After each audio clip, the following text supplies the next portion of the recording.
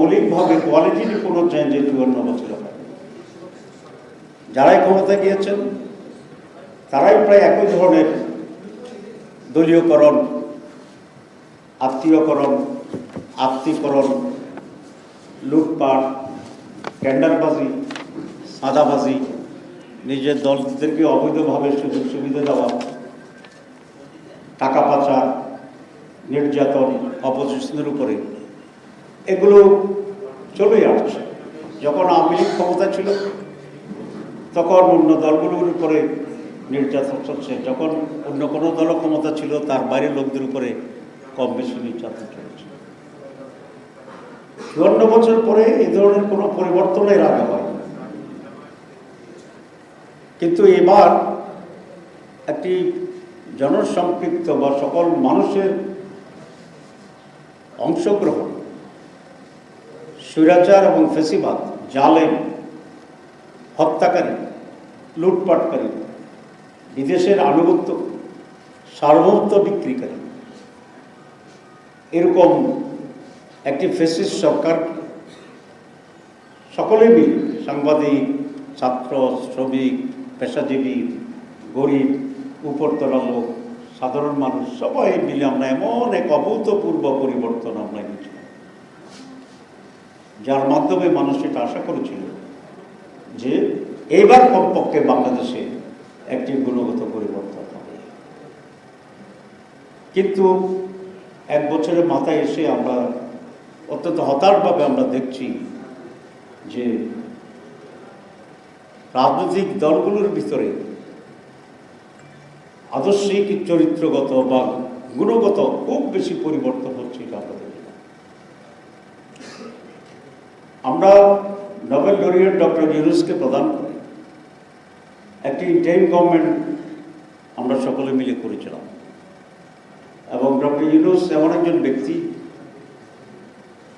যে কোনো একটি রাষ্ট্রপ্রধান হিসাবে কোয়ালিটি, নৈতিকতা, সততার দিক থেকে উনি অনন্য, এবং সেটা নিয়ে এই এক বছর এটা প্রমাণ করেছেন। অনেকের ব্যাপারে, ক্ষমতার কাছাকাছি লোকদের ব্যাপারে অন্যান্য অভিযোগ পেলেও ডক্টর মোহাম্মদ ইউনূস আমাদের চিফ অ্যাডভাইজার, তার ব্যাপারে নৈতিক এমন কোনো অভিযোগ আমরা এখনো পাইনি। এবং আমি মনে করি যে উনি সিনসিয়ারলি 3টি কাজ করবেন বলে ঘোষণা দিয়েছেন, যেটা পুরানো কথা আপনারা জানেন। প্রথম যেটা, সেটা হচ্ছে উনি কিছু পরিবর্তন আনবেন, গুণগত পরিবর্তন আনবেন, এবং সেই জন্য উনি রিফর্মস কমিটি করেছেন, এনসিসি করেছেন, পরে ন্যাশনাল কনসেনসাস কমিটি করেছেন, এবং সেটাকে কেন্দ্র করে আমরা সকল দল যারা আজকে ক্রিয়ারত আছেন বা 24 জুলাইতে যারা আন্দোলন করেছিলেন, ছোট বড় 2 জনের পার্টি, 3 জনের পার্টি, বিশাল বড় পার্টি, মাঝ ধরনের পার্টি, আমরা সকলে মিলে কিন্তু সেখানে কন্ট্রিবিউট করছি। এবং সেই কারণে 31টা দল সেই কনসেন্সাস কমিটির মিটিংয়ে আমরা ইনভাইটেড ছিলাম, আমরা কাজ করেছিলাম। অনেকে আমাদেরকে মাঝে মধ্যে বলতো যে এমন দল নিয়ে আপনারা বসছেন যিনি তার সেক্রেটারির নাম বলতে পারেন না। আমরা বলছি এটা ঠিক হতে পারে আপনার বক্তব্য, কিন্তু উনি যদি একজনই হন একটি দলে, তো তিনি তো কিছু কন্ট্রিবিউট করছেন। সুতরাং জুলাই মুভমেন্টে একজনও, এক দলে একজন হইলেও যারাই কন্ট্রিবিউট করেছে, একটা স্লোগান দিয়েছে, কাউকে পানি দিয়েছে, আমরা সকলকে রিকগনাইজ করি। দেশের একটা সার্বিক পরিবর্তন আনার জন্য আমরা কিন্তু একটা সংস্কার কমিশনের অধীনে কয়েক মাস ধরে আমরা কাজ করছি। এবং আপনারা প্রায় সকলেই সকালবেলা যেতেন, আবার রাত পর্যন্ত সেখানে থাকতেন, আমাদের ব্রিফিং নিতেন, টেলিভিশনে ব্রডকাস্ট করা হয়েছে। এবং একটা নীতিগত কনসেনসাস পর্যায়ে আসার জন্যই তো মাসের পর মাস লাগছে। ব্যাপারটা যদি এমন হতো যে পার্টি যেটা বলে সেটাই ঠিক, এবং সেটার উপরে একটা গণভোট হবে, তো তাহলে তো আমরা বলতাম সব পার্টিকে যে আপনারা কি কি চান লিখে দেন, সব পার্টির লিখার উপরে একটা গণভোট হবে। সব পার্টি লেখার উপর যদি একটা গণভোট হইতো, এক পার্টি একটা লিখত, তো আসলে কোনটার সিদ্ধান্ত হইত, গণভোটের রায় কি হইত? It's impossible. সেই জন্য যে সকল দল মিলে আলাপ আলোচনা করে, কম্প্রোমাইজ করে, স্যাক্রিফাইস করে, এক একটা অন্য গ্রহণ করে যেটা আমরা একটা কনসেনসাসে ঐক্যমত্যে এসে পৌঁছেছিলাম, সিদ্ধান্ত হয়েছে, that was the final and that was the decision of the consensus committee. আমি আরেকদিন আপনাকে দেখাইছিলাম যে কনসেনসাস কমিটির ভিতরে দেখা যায় 29টা দল একমত হয়েছে, 2টা দল দ্বিমত পোষণ করেছে, 26টা একমত হয়েছে, 5টা দ্বিমত করছে। এটা চলে সিদ্ধান্ত হওয়ার প্রক্রিয়া তো এটাই যে মেজরিটি যেটা, আমরা কিন্তু এখন মেজরিটিতেই বানিনি, আমরা মোর দেন 2/3 যারা একমত হয়েছে তারটাকেই সিদ্ধান্ত হিসেবে দিয়েছি। কোশ্চেন আছে নোট অফ ডিসেন্টের ব্যাপারে। ইয়েস, নোট অফ ডিসেন্টও সারা দুনিয়ায় প্রচলিত দ্বিমত পোষণের একটি গণতান্ত্রিক প্রক্রিয়া। এটা ব্যক্তি দিতে পারেন, দলও দিতে পারেন। সেই হিসাবে যাদের যে দ্বিমত ছিল তার সেখানে নোট অফ ডিসেন্ট দিয়েছে। কিন্তু পৃথিবীর ইতিহাসে একটি ঘটনাও নাই, আমি আপনাদেরকে চ্যালেঞ্জ দিয়েছি। চ্যালেঞ্জ দিয়েছি এই জন্য যেহেতু এটা নিয়ে একটা বিভ্রান্তি তৈরি করছে। আমি অনেক বুদ্ধিজীবীকে, বিশ্ববিদ্যালয়ের শিক্ষকদেরকে জিজ্ঞেস করেছিলাম যে এরকম ডিসেন্ট সহ গণভোটের কোনো নজির আছে।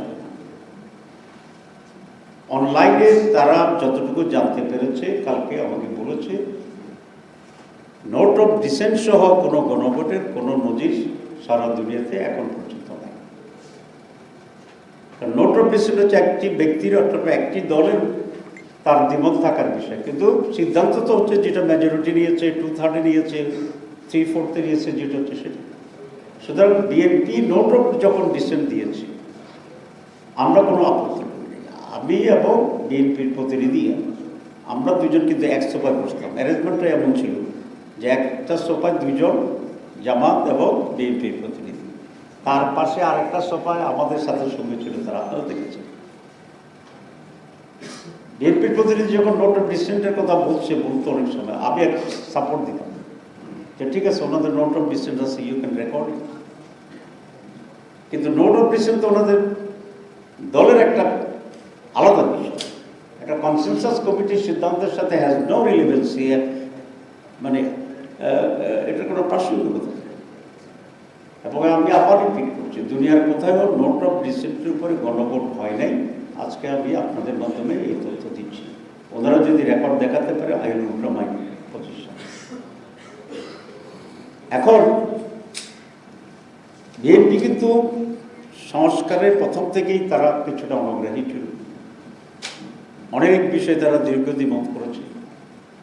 এবং আমার ধারণা আমরা সকলে মিলে যে পরিমাণ কথা বলছি, বিএনপির প্রতিনিধি একাই কনসেনসাস কমিটিতে সেই পরিমাণ কথা বলছে, আপনারা দেখছেন। সব কিছু মিলে একটা সুন্দর এন্ড হয়েছিল এবং বিএনপি অত্যন্ত স্বতঃস্ফূর্তভাবে বিএনপির মাননীয় মহাসচিব এবং বিএনপির আরেকজন স্ট্যান্ডিং কমিটির সদস্য দুজনেই সিগনেচার দেওয়ার যে অনুষ্ঠান সেখানে তারা উপস্থিত ছিলেন, তার পাশে আমাদের সিট ছিল। আমরা স্বতঃস্ফূর্ত হাসি খুশি ঠাট্টা যোগ সিরিয়াস টক সব কিছু মিলে এখানে ছিলাম। And we sign very gladly, very spontaneously, very naturally এবং with the decision of the party. এখন বাস্তবায়ন প্রক্রিয়া গিয়ে আবার সেখানে নতুন আলোচনা হয়েছে, কনসেনসাস কমিটিরা করছেন, ওনারা কিছু বলেনি।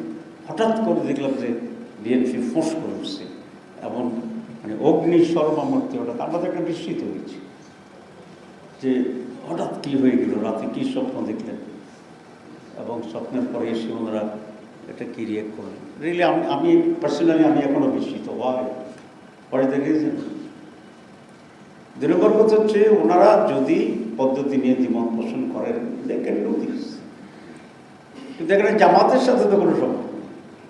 এটা তো কনসেনসাস কমিটি বিএনপি, সরকার বিএনপি, এখানে বিএনপি জামাত তো কোনো পয়েন্ট না। জামাত জামাতের জায়গায় আছে, ওনারা ওনাদের জায়গায় আছে। আমরা বুঝে শুনে যেহেতু সিগনেচার করেছি, আমরা দ্বিমত পোষণ করার কোথাও কোনো প্রয়োজন হচ্ছে না আমাদের। ওনারা হয়তো সিগনেচার আগে ঠিকমতো বুঝে শুনে করে নাই হয়তো বা, তো পরে যখন বুঝতে আসছে ওনাদের দৃষ্টিতে তখন ওনারা বিজে করছেন, তো করেন। কিন্তু আমরা বিশ্বের সাথে দেখলাম যে ওনারা সংস্কারের বিরোধিতা সাথে সাথে জামাত ইসলামীকে টার্গেট করে বিরোধিতা করা শুরু করে। আপনারা দেখেন ওনাদের কথার ভিতরে অনেক কন্ট্রাডিকশন আছে। মাঝে মধ্যে যখন পত্রিকা আসছিল যে বিএনপি সংস্কার চায় না, তখন ফখরুল ইসলাম সাহেব প্রায় 2 মাস আগে এক বক্তৃতা বলছেন সংস্কারের বাবা হচ্ছে বিএনপি। আপনাদের নিশ্চয় জানা আছে বাবা শব্দটা বলছেন। তো এরকম যদি বহু কিছুর বাবা হইতে চায়, সন্তানের বাবা, সংস্কারের বাবা, আমাদের তো কোনো আপত্তি নেই। বাবার দায়িত্ব পালন করতে পারলে উনি অনেকজনের বাবাই হইতে পারেন। একদিকে সেক্রেটারি জেনারেল বলছেন সংস্কারের বাবা বিএনপি। 2 দিন আগে ওনাদের আরেক নেতা, প্রাক্তন বেসামরিক ব্যক্তি, সামরিক ব্যক্তি আপনি জানেন, উনি বলছেন সংস্কার কোনো প্রয়োজন নেই। পত্রিকা দেখছেন না? আচ্ছা, আমি সব পত্রিকার কাটিং আনছি, ওনাদের বক্তব্য, এটা আমাদের পত্রিকা যেগুলো আসছে। তাহলে একজন বললেন যে সংস্কারের বাবা বিএনপি, আরেকজন বলছে সংস্কার দরকার নেই। এখন আমরা কোনটাকে বিশ্বাস করব? ওনারা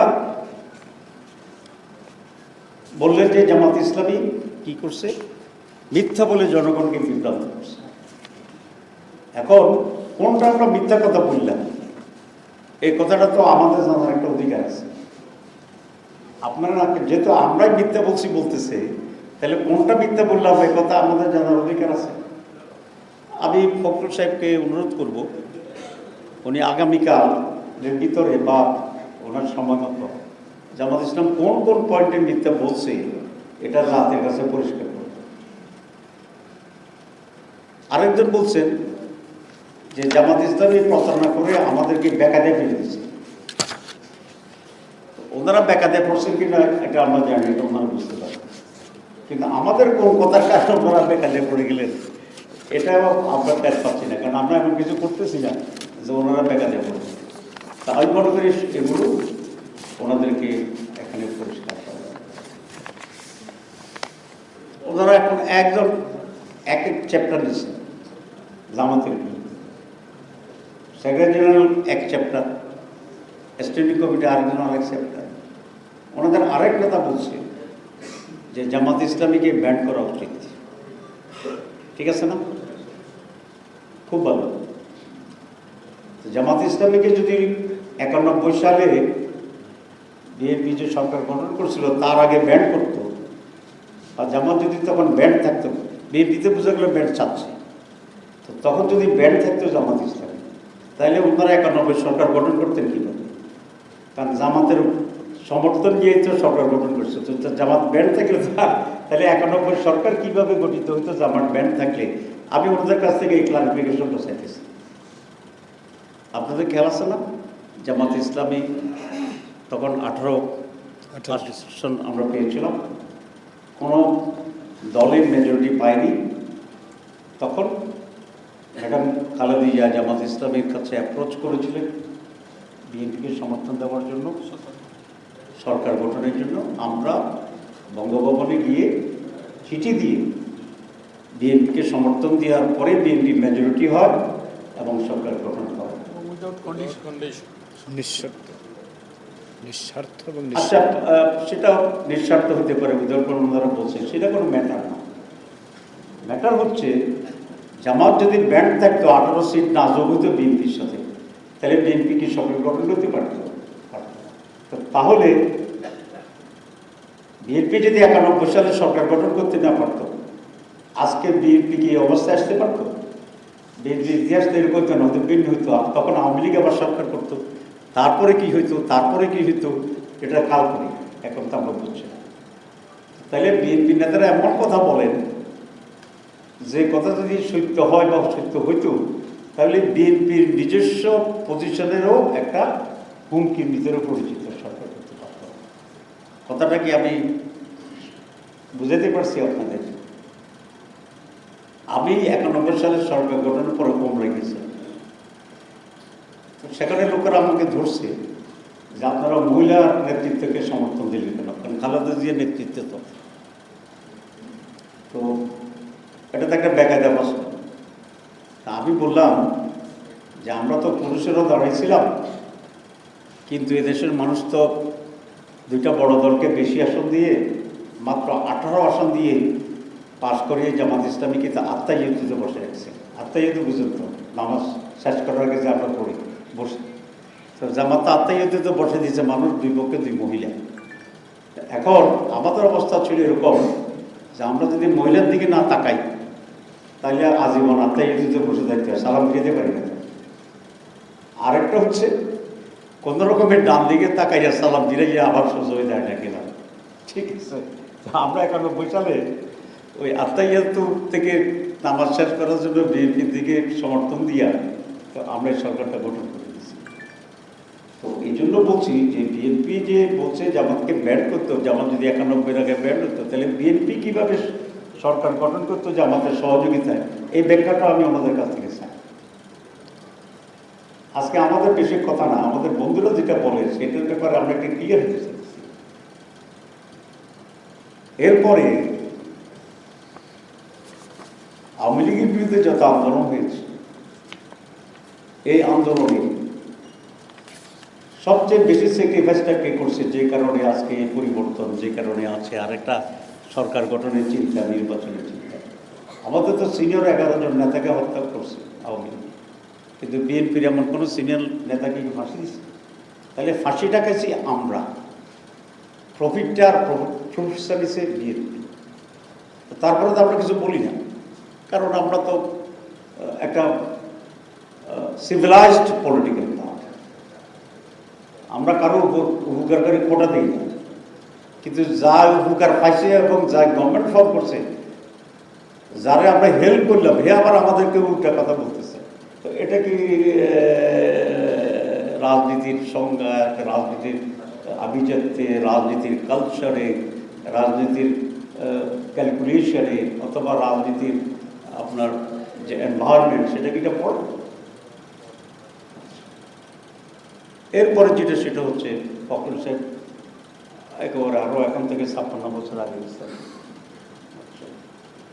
তো ওনারা যখন আমাদের সাথে একসাথে বসবাস করছে, তো সে সময় বিষয়টা এমন ছিল না, এটা খুব লজ্জাস্কর। আমি আওয়ামী লীগের লোকদেরকেও বলতাম যে ভাই, আমরা একসাথে আন্দোলন করছি বিএনপির বিরুদ্ধে, তোমাদের পাশে নিজামী সাহেবের ছবি আমি 28 অক্টোবর দেখাইছিলাম জনসভাতে, হাসিনা নিজামী একসাথে বসে আছে। তো তখন তোমরা জামাতকে হালাল মনে করছো, এখন যদি উল্টা কথা বলো, একটু লজ্জা থাকা উচিত না? যে মানুষ তো দেখতেছে যে এরা কিন্তু আগে একসাথে খাইছে, একটু উপরে উল্টো পাল্টা কথা বলছে। সব লজ্জা হলেও থাকতে হইব যে আমি একসঙ্গে ব্যবহার করেছি, এখন আমি উল্টা করছি। তো বিএনপি যদি এখন আওয়ামী লীগের ন্যারেটিভ দেয়, বিএনপি এখন আওয়ামী লীগের ন্যারেটিভ দিচ্ছে, তাহলে বিএনপির সাথে আওয়ামী লীগের জামাতের পোস্টে তাহলে কোনো ডিফারেন্স থাকছে না। তাহলে বিএনপি ততক্ষণ বিএনপি যতক্ষণ তারা আওয়ামী লীগ বিএনপি লড়াই করে।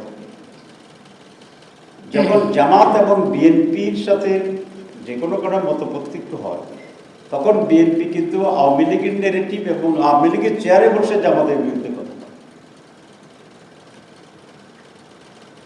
এটা আমি মনে করি যে রাজনৈতিক সততার অভাব। রাজনীতিতে মিনিমাম সততা থাকতে হবে। এখন কোনো দল যদি মনে করে যে আমরা জনগণকে যাই কন্টেন্ট দিই না কেন, আমরা ক্ষমতা এসে চাঁদাবাজি করব, এখানে আমাদের সততার প্রয়োজন নেই। আমরা ক্ষমতা এসে বা আমরা যদি সুযোগ পাই আমরা দখল করে ফেলব, এখানে সততার কোনো প্রয়োজন নেই। আর একইভাবে তারা যদি রাজনীতিকেও সেইভাবেই চিন্তা করেন যে আমরা রাজনীতিতেও কোনো সততা মেনটেন করব না, আমরা প্রয়োজন হলে একসাথে থাকবো, প্রয়োজন হলে একসাথে খাবো, প্রয়োজন হলে একসাথে ঘুমাবো, প্রয়োজন হলে একসাথে ট্রেন চড়বো, প্রয়োজন হলে একসাথে মন্ত্রী পরিষদেও থাকবো, প্রয়োজন হলে আমরা কাঁধে কাঁধ মিলিয়ে ইলেকশনও করব। আবার যখন প্রয়োজন হবে আমরা সততার পরিচয় না দিয়ে তাদের বিরুদ্ধে ওই ইস্যুগুলো নিয়ে গালিগালাজ করবো, যে ইস্যুগুলো ফেসিবাদ এবং স্বৈরতন্ত্র তাদেরকে চিহ্নিত করতে চায়। এটাই যদি রাজনীতির ক্যারেক্টার হয়, দলগুলোর ক্যারেক্টার হয়, তো তাহলে 54 বছরের যে সাফারিংসটা, এটা কি জনগণের জন্য? নো। জনগণের উপর সিদ্ধান্তের জন্য? নো। 54 বছরের জনগণ সবসময় সঠিক সিদ্ধান্ত নিয়েছে। এটি পলিটিক্যাল পার্টিস, দি করাপ্ট পলিটিক্যাল লিডার্স, অকৃতজ্ঞ রাজনীতিবিদ,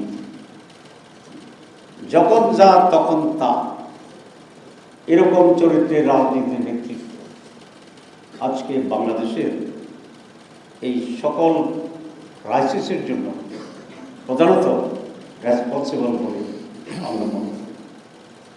জামাত ইসলামী কখনোই মুনাফিকি করে না, জামাত ইসলামী কখনোই কারোর সাথে কোনো কথা না।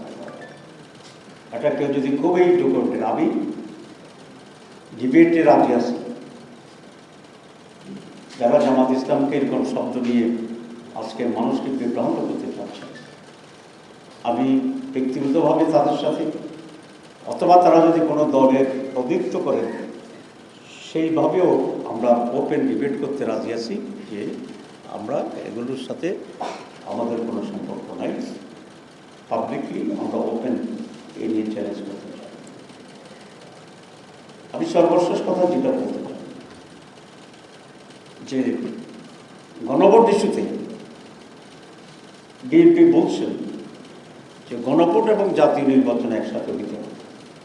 আমি গতকাল বা পরশু বলছি প্রতিদিনই, গণভোট এক ধরনের বিষয়, আমাদের সংস্কার নিয়ে আমরা যে কোনো সময় সংস্কার আমরা করতে পারি, কোনো একটি গভর্নমেন্ট তার মাঝখানে সংস্কার করতে পারে, কনস্টিটিউশন চেঞ্জ করতে পারে এবং সেখানে গণভোট আবার করতে পারে। কিন্তু জাতীয় নির্বাচন তো 5 বছরের একটি বিশেষ নির্বাচন, ক্ষমতা পালাবদলের নির্বাচন, দুটির চরিত্রই ভিন্ন। এখন আমাকে অনেকে বলে যে তাহলে বিএনপি এত সিরিয়াস ছিল কেন? 3টি কথা বলছেন। একটা কথা বলছেন, গণভোট করতে হলে অনেক টাকা খরচ হবে। টাকা তো কিছু খরচ হবে, অনেক হবে না, খরচ হবে। এবং একটা জাতির পরিবর্তনের জন্য যে টাকা খরচ হবে সেটা গুরুত্বপূর্ণ, নাকি সাদাবাজ দখলবাজদের সুবিধা করার জন্য আমরা ভিন্ন প্রক্রিয়া অ্যাভয়েড করে যাব, সেটা ভালো। আমি এটা বলতে চাইছিলাম আজকে, তো আমি খুব ধন্যবাদ জানাই, অন্য এক বক্তব্য দেখলাম পত্রিকা এসে গেছে, আমার মুখে বলাটা অসুন্দর ছিল, ভাবতেছিলাম বলবো কি বলবো না, সিনিয়র মানুষ। তো আমি ওই বক্তাকে ধন্যবাদ জানাই যে আমাকে এই মহাবিপদ থেকে রক্ষা করছে। তিনি বলছেন যে গত 14 বছর আর এই ইউনুস সরকারের 1 বছরে, আমি কোনো দলের কথা বলি না, ইউনুস সরকারের কথা বলছি, কিন্তু কে করছে যেটা ইউনুস সাহেব, ওনার এই পিরিয়ডে যে পরিমাণে 16 বছরের সাদাবাজি, দখলবাজি, টাকা পাচার, গুন্ডা ব্যবসা, বেগমপাড়া, তারপরে অন্যপাড়া তৈরি হয়েছে, এ দিয়ে প্রায় রাফলি যে হিসাব কাটছে কয়েক বিলিয়ন, আমি দেখলাম প্রায় 1000 গণভোট করা। কি বলছি, 1000 গণভোট করা। ওনারা গণভোটের টাকা নিয়ে খুবই উদ্বিগ্ন, দেশের জন্য অনেক ভালোবাসা, এটাকে আমি ধন্যবাদ জানাই। কিন্তু 1000 গণভোট করার মতো টাকা যে সাদাবাজি, লুটপাটবাজি, দখলবাজি পাচার হইয়া গেছে, এই ব্যাপারে কিন্তু তারা কোনো কনসার্ন করছে না। যদি করতেন তাহলে আমি বলতাম যে না, ওনারা রিয়েলি এটার ব্যাপারে খুবই দেশের সম্পদ, রাজস্ব, টাকার ব্যাপারে দে আর ভেরি সিরিয়াস। দেশের কল্যাণের জন্য দিস ইজ নট এ ঠিক। এবং একজন ইলেকশন কমিশনার, ওনার নাম কি, টুকটু কি মহিলা, আচ্ছা, উনিও দেখলাম এক জায়গায় বলছে যে 300 কোটি না 3000 কোটি টাকা খরচ হবে। এটা ওনার একটা অধিক বাক্য ব্যয়, এটা ইলেকশন কমিশনের দায়িত্ব না টাকা জোগাড় করা। ওনারা কোন একটি দলকে ফেভার করতে চাচ্ছে, সেটাও আমার কথা নয়। আমি পরে চিন্তা করছি যে বিএনপি কেন এত স্ট্রং ল্যাঙ্গুয়েজে বিরোধিতা করছে। ফখরুল সাহেব দেখলাম বললেন যে আমরা জীবনেও মানব না। পরে আমার হঠাৎ মনে হইল ডাকসু নির্বাচনের কথা, কারণ ডাকসু, চাকসু, জাকসু, রাকসু নির্বাচনে সবচেয়ে মেধাবী, তরুণ, স্মার্ট, আধুনিক ছেলেদের চয়েসে ভোট দেওয়ার যে একটা চিত্র ফুটে আসছে, ডাকসুটা হয়তো আমি আমি ডাকসু নির্বাচন খুব ইনভলভ ছিলাম দেখার জন্য, মানে দূর থেকে দেখার জন্য।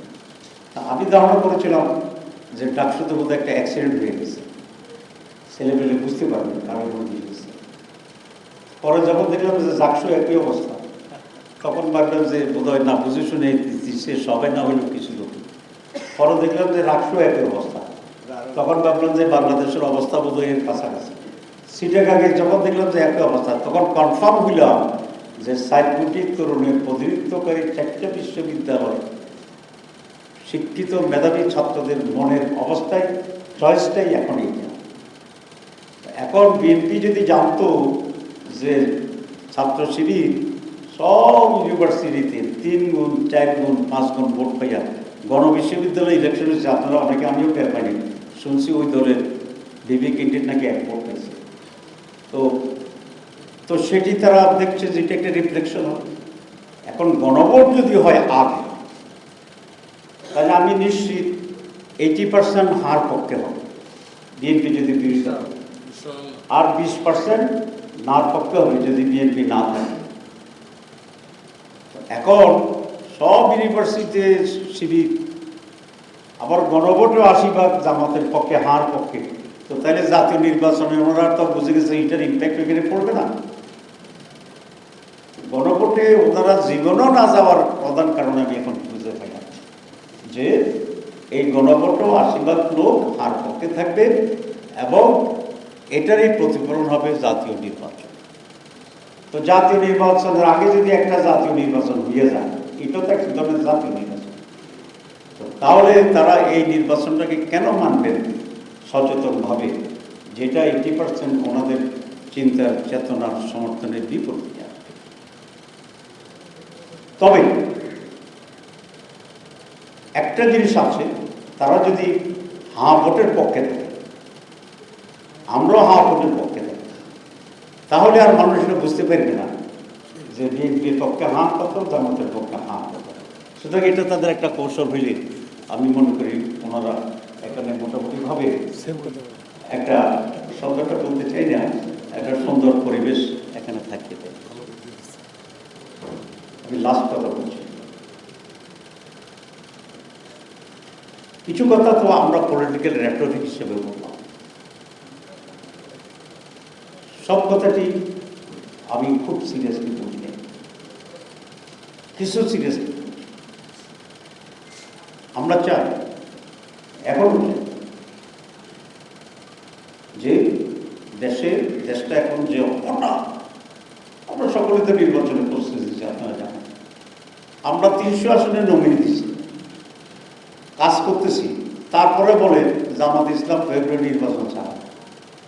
ওনারা তো এখন নমিনেশন একজনেরও ঠিক করতে পারেন নাই, কিন্তু ওনারা বলেন যে ওনারা পুরো ফেব্রুয়ারিতে চায়। তো আমরা কি অপরাধটা করতেছি? ক্যান্ডিডেট দিলাম, ভোটের জন্য টাকা খরচ করতেছি, পোস্টার ছাপাইছি, জিন্দাবাদ করতেছি, মুর্দাবাদ করতেছি, ইলেকশনে যাব, সব কথার পরে ইলেকশনে যাবো করতেছি, ফেব্রুয়ারির কথা কইছি, যত দাবি আছে সব দাবি পেশ করে করতেছি, পূরণ করে আদায় করে ফেব্রুয়ারিতে ইলেকশন করবো। এতবার ফেব্রুয়ারি কইছি, জীবনেও এত ফেব্রুয়ারি আগে উচ্চারণ করিনি। তারপরেও ওনারা বলে যে জামাত ইলেকশনের ভিতরে সহযোগিতা করতেছে, আর ওনারা এখনো ক্যান্ডিডেট নমিনেশন দেয়, কিন্তু বলে যে ওনারাই ফেব্রুয়ারিতে নির্বাচনে চ্যাম্পিয়ন। এখন এইসব কথা নিয়ে জোগাড় করব।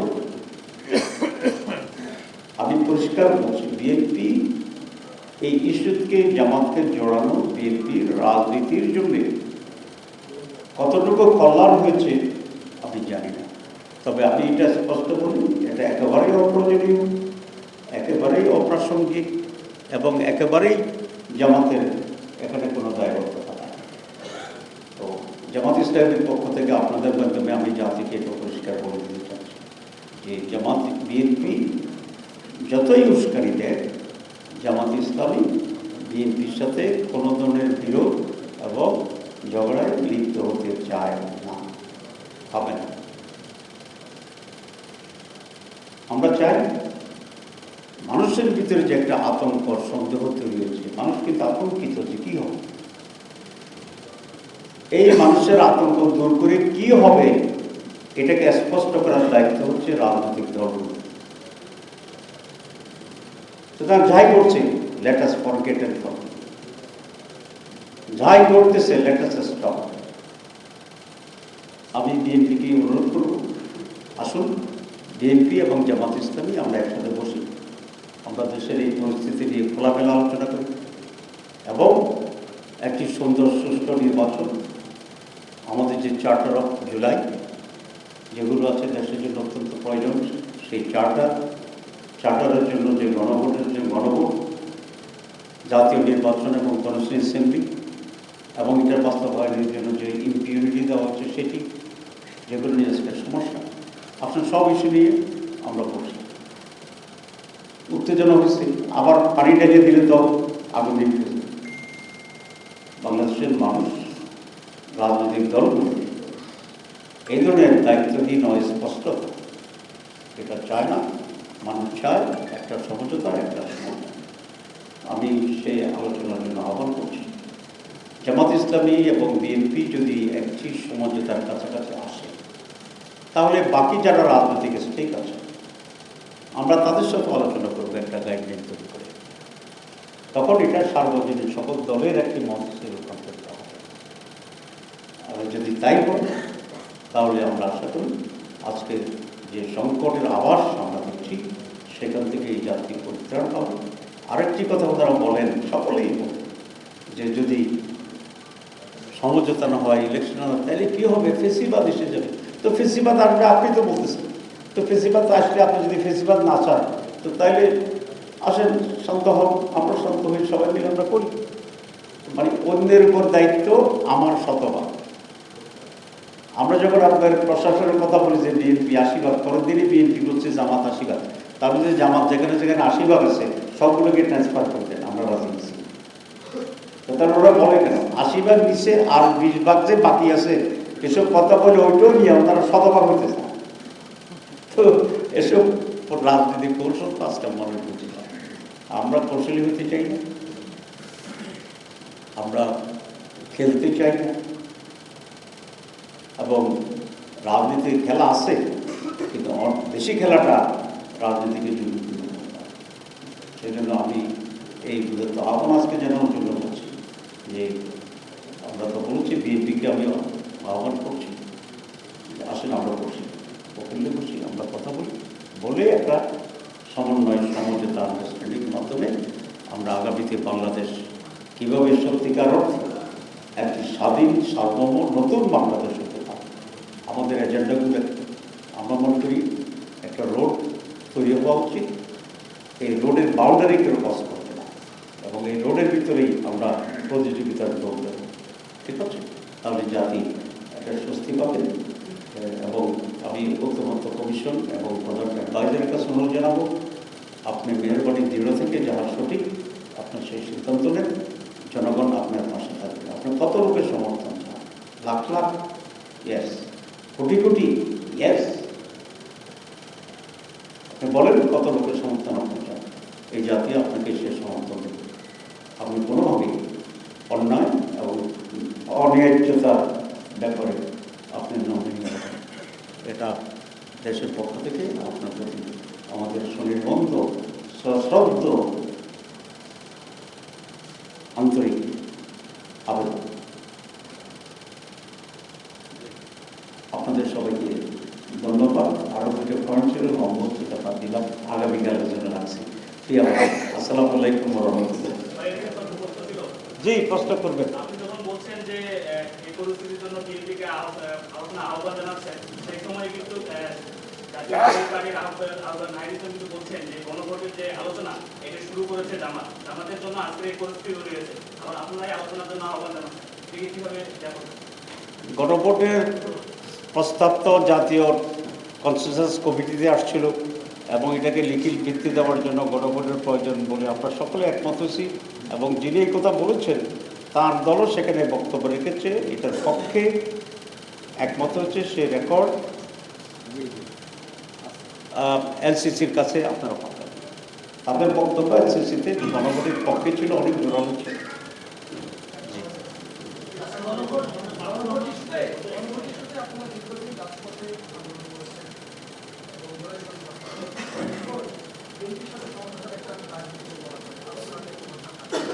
জি না, আমরা আমরা দুইটাতেই আছি, কারণ আপনারা জানেন পৃথিবীর বহু দেশে একসাথে যুদ্ধ চলতেছে, আলোচনা চলতেছে। ইসরায়েলে আপনারা দেখছেন না, তারপরে আপনারা এই পুতিন এবং এর যে না দেশটা হচ্ছে ইউক্রেন হচ্ছে না, আফগানিস্তান আর পাকিস্তান যুদ্ধ শুরু হয়েছিল, আবার আলোচনা চলতেছে না। This is the normal practice of the world, both in war, both in চুক্তি, সব জায়গায় আমাদের আন্দোলন দুইটা চলবে। আগামীকাল আমাদের শীর্ষ নেতৃবৃন্দের বৈঠক আছে, আমাদের সাথে যে 8 দল আছে সেই শীর্ষ বৈঠকে আমরা আন্দোলনের পরবর্তী কর্মসূচি দেব। আমাদের পক্ষ থেকে একটা মহাসমাবেশ করার প্রস্তাব আমরা কালকে রাখব।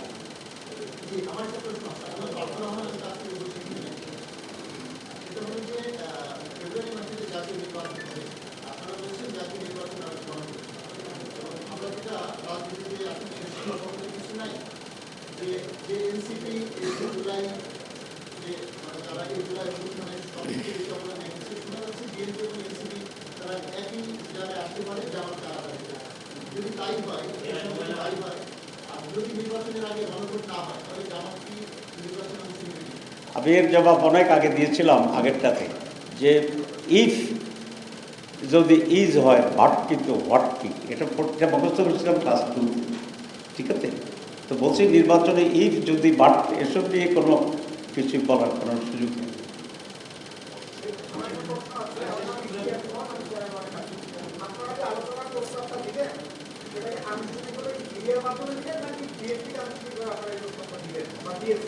না, আমি আজকে মিডিয়ার মাধ্যমে দিয়েছি, বাকিটা তারা যদি ন্যূনতম পজিটিভলি নেয়, কালকে দেখি না পত্রিকা কী কী বলে।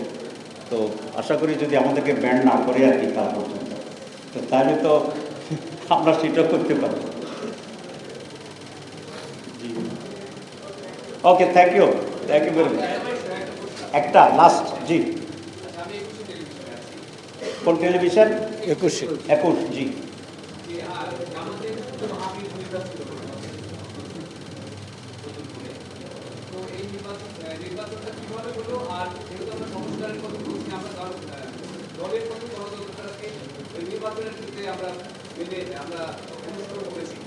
আচ্ছা, উনি আপনাদের যদি ধৈর্য থাকে আমি 1 মিনিট জবাব দিই। প্রথম কথা হচ্ছে আমি তো নতুন নির্বাচিত হয়ে গেছে এই খবর ওনার জানা আছে, আমাদের কিন্তু জানা নেই।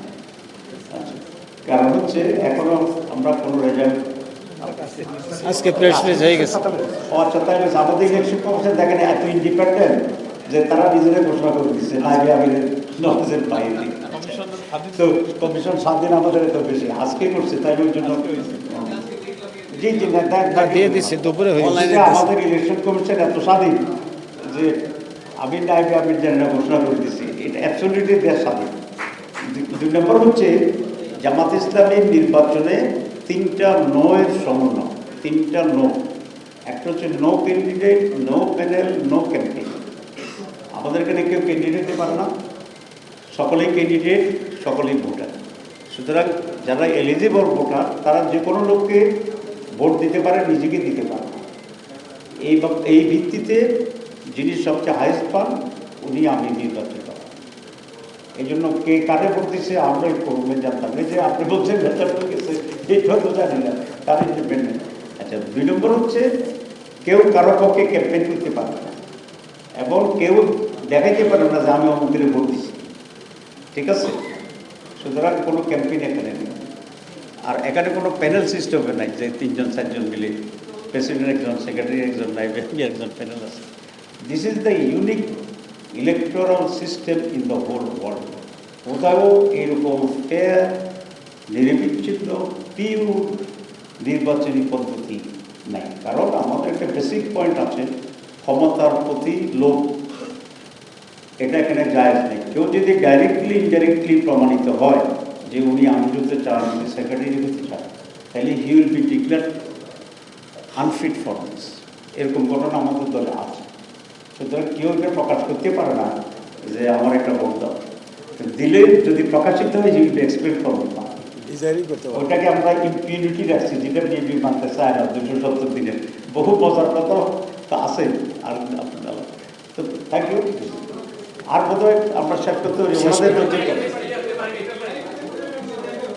যে আমরা সংস্কারে দেখলাম যে পরপর 2 বার কিংবা 10 বছর এরকম কেউ ইয়েতে আসতে পারে, কিন্তু আপনাদের কি এরকম না, আমাদের এখানে কোনো বার নেই এখন পর্যন্ত কোনো বার। জি, thank you very much, thank you, thank you very much, thank G.